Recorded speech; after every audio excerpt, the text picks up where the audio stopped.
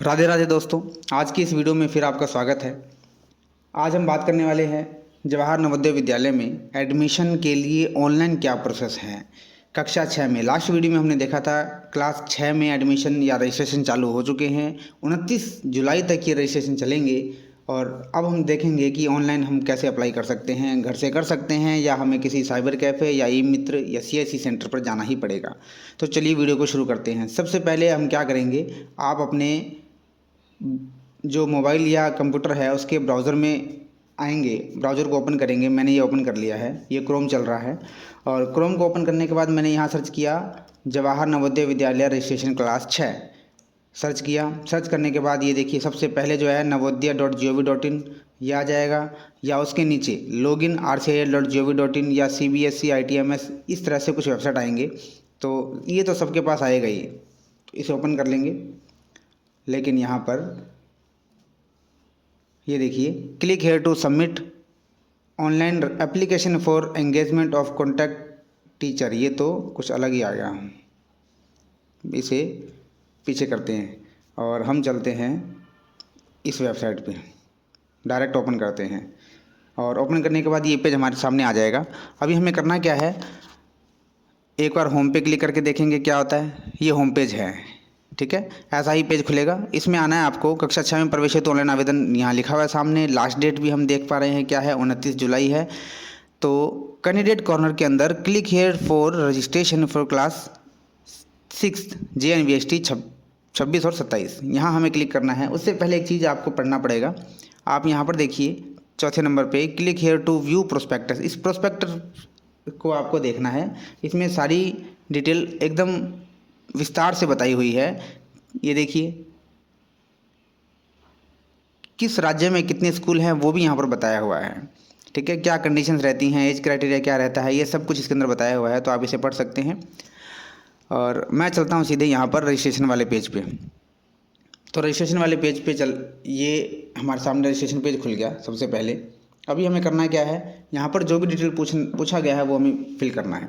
देखिए सबसे पहले तो ये पूछ रहा है कि the candidate has already passed, 5वीं पास कर लिया है। अगर मैं येस करूँगा तो इसका मतलब बच्चा 5वीं पास कर चुका है, तो उसका एडमिशन इसमें नहीं होगा, अभी 5वीं क्लास में होना चाहिए। The candidate has appeared in JNVST earlier, क्या पहले कोई जवाहर नवोदय विद्यालय का एग्ज़ाम दिया है। अगर येस करते ही नॉट एलिजिबल, क्योंकि बच्चा एक ही बार एग्ज़ाम दे सकता है, ठीक है, इसको भी मैंने नो कर दिया। तीसरी लाइन है have you read the prospectus, prospectus हमने पढ़ा है, हाँ मैंने पढ़ लिया है। Whether your district of residence and class 5 study in same, आप 5वीं क्लास में उसी ज़िले में पढ़ते हैं जिस ज़िले में आप रहते हैं। हाँ मैं उसी ज़िले में पढ़ाई करता हूँ, या बच्चा उसी ज़िले में पढ़ाई करता है जिस ज़िले में वो रहता है। आगे चलते हैं अगली लाइन में, whether the candidate has been promoted from class 4th and admitted to class 5th, सही बात है। 4th क्लास से पास होके 5वीं क्लास में बच्चा आ चुका है 31 जुलाई 2025 से पहले, हाँ आ चुका है, तो इसे हम यस करते हैं। यस करने के बाद नेक्स्ट में चलते हैं, do you have Aadhaar number, इसे भी यस करते हैं। और थोड़ा सा नीचे आएंगे, नीचे एंटर आधार नंबर पूछ रहा है, चलो आधार नंबर लगा देते हैं। आधार नंबर लगाने के बाद आगे आएंगे तो हमसे पूछा जा रहा है आधार कार्ड में जो मोबाइल नंबर लिंक है उस नंबर पर एक OTP गया है, तो हम वो OTP लगा देते हैं।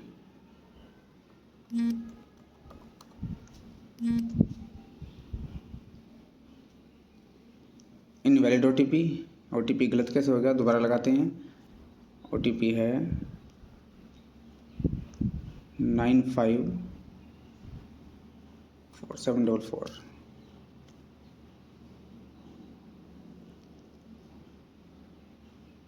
You are not eligible due to over age, ठीक है। अगर बच्चे की एज उस क्राइटेरिया में नहीं आती तो हम ये अप्लाई नहीं कर सकते हैं। तो क्या करेंगे, ये तो दोबारा शुरू से शुरू हो गया। ओके, मैं दोबारा आगे चलता हूँ। आधार नंबर किसी बच्चे का लेते हैं।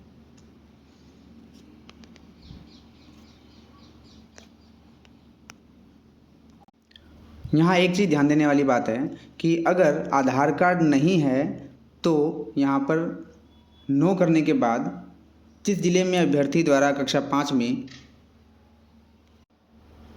पढ़ाई की जा रही है उस ज़िले का, उसके पेरेंट्स का, मम्मी पापा का कोई भी सरकार द्वारा अनुमोदित निवास प्रमाण पत्र अपलोड करना होगा। तो यहाँ पर आधार कार्ड की ज़्यादा आवश्यकता भी नहीं है। कई बार बच्चे का आधार कार्ड नहीं बना पाते हैं, तो उस कंडीशन में हम पेरेंट्स का मूल निवास यहाँ पर अपलोड करके भी रजिस्ट्रेशन कर सकते हैं। आगे चलते हैं। यहाँ पर मेरे पास आधार कार्ड है तो मैं इसे यस कर देता हूँ और यहाँ जो OTP आया है, इस बार मैं OTP नहीं लगाता क्योंकि मैंने बच्चे का आधार कार्ड नहीं लगाया है। तो एज का, जैसे आधार कार्ड का OTP लगाएंगे तो हमें सामने वेबसाइट को पता चल जाएगा कि एज क्या है, इसलिए हम वो OTP लगाते ही नहीं, सबमिट कर देते हैं। सबमिट करने के बाद हमसे यहाँ पे निवास प्रमाण पत्र मांगा जाएगा क्योंकि OTP गया नहीं आधार कार्ड का, तो निवास प्रमाण पत्र हम लगा देते हैं। यहाँ से मैं कोई भी एक डॉक्यूमेंट अपलोड कर देता हूँ क्योंकि इस फॉर्म को हमें सबमिट करना नहीं है, हमें तो सिर्फ देखना है कि रजिस्ट्रेशन कैसे होता है। तो यहाँ पर JPG फॉर्मेट में लेना है और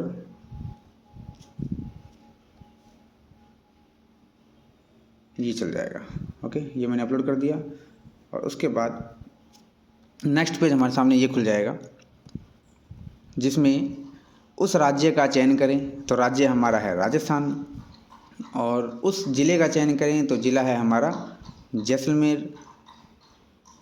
फिर है उस ब्लॉक का चयन करें तो ब्लॉक मैंने ले लिया फतेहगढ़।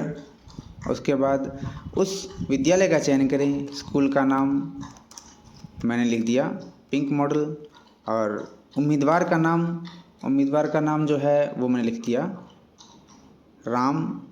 और उसके बाद मोबाइल नंबर मैंने लिख दिया, ये मोबाइल नंबर लिख दिया।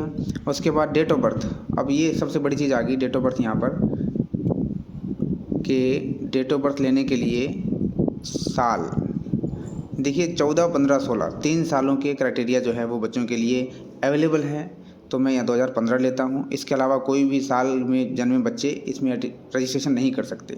यहाँ से ये बात पता चल जाती है हमें कि 14, 15, 16 में जिन बच्चों का जन्म हुआ है सिर्फ वही अप्लाई कर सकते हैं।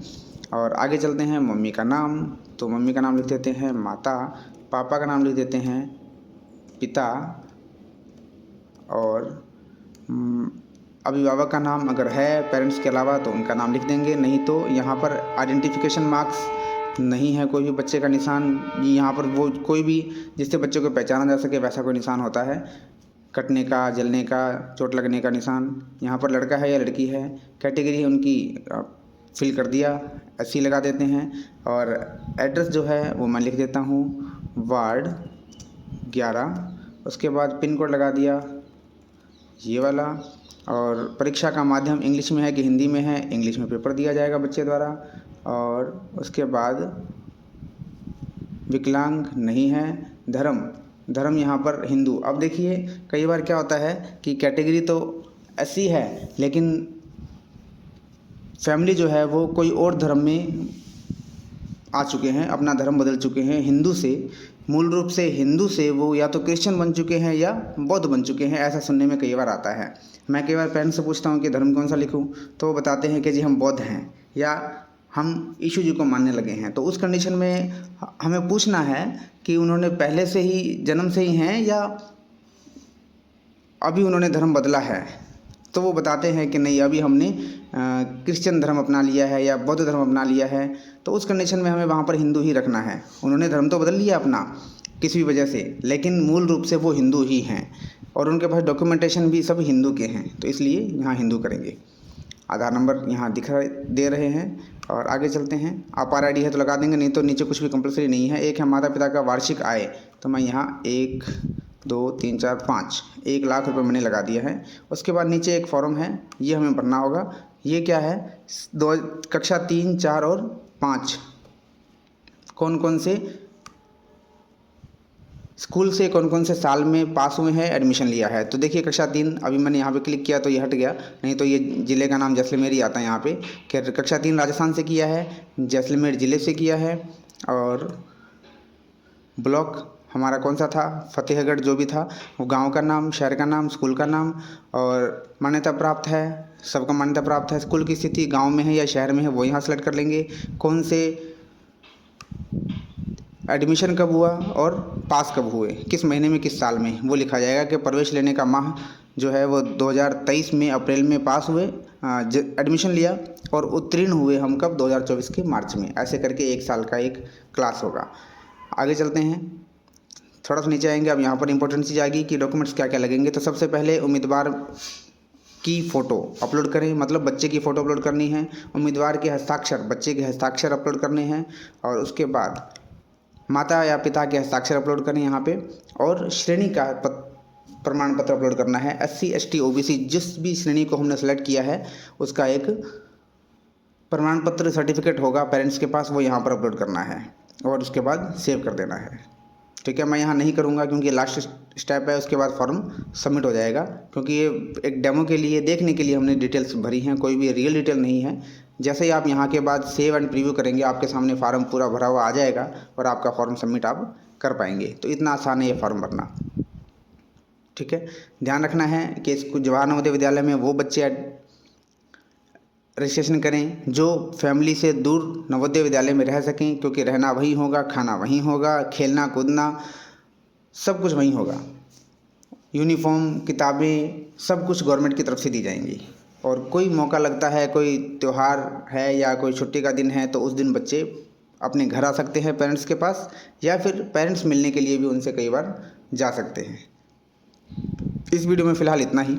अगली वीडियो में फिर नई जानकारी के साथ मिलेंगे।